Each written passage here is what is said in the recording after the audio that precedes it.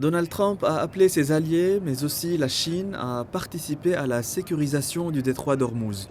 Une demande qui intervient alors que l'Iran continue de miner certaines zones et menace le passage de navires occidentaux.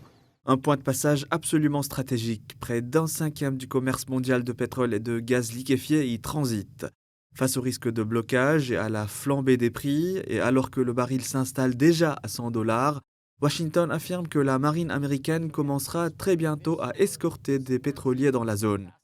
Mais Donald Trump veut que ses partenaires participent à l'effort. Dans une interview au Financial Times, il estime que les pays qui profitent du détroit doivent aussi contribuer à le sécuriser. Le président américain a même évoqué de possibles conséquences pour l'avenir de l'OTAN si certains alliés refusent et a menacé de reporter un voyage en Chine prévu du 31 mars au 2 avril. Pour l'instant, les réponses restent très prudentes. Le Japon affirme ne pas envisager l'envoi de navires de guerre, invoquant les limites de sa constitution pacifiste. Même position du côté de l'Australie, qui exclut tout déploiement dans le détroit. Pour sa part, le Premier ministre britannique Keir Starmer a affirmé que tout plan visant à rouvrir le détroit ne sera pas une mission de l'OTAN. Téhéran, lui, met en garde contre toute intervention étrangère qui pourrait élargir le conflit. Dans le même temps, les grandes économies tentent d'éviter un choc énergétique.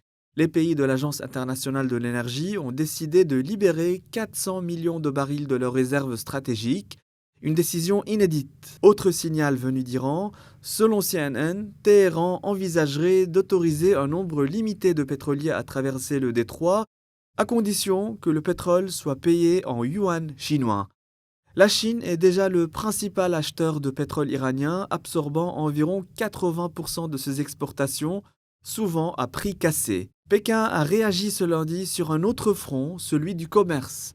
La Chine accuse les États-Unis d'actions unilatérales et protectionnistes et demande aux États-Unis de corriger immédiatement leurs agissements erronés et de régler les différends par le dialogue.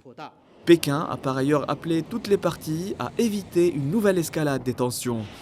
Dans ce contexte de bras de fer entre les deux puissances, une question reste ouverte. La Chine acceptera-t-elle réellement de coopérer avec les États-Unis pour sécuriser le détroit d'Ormuz ?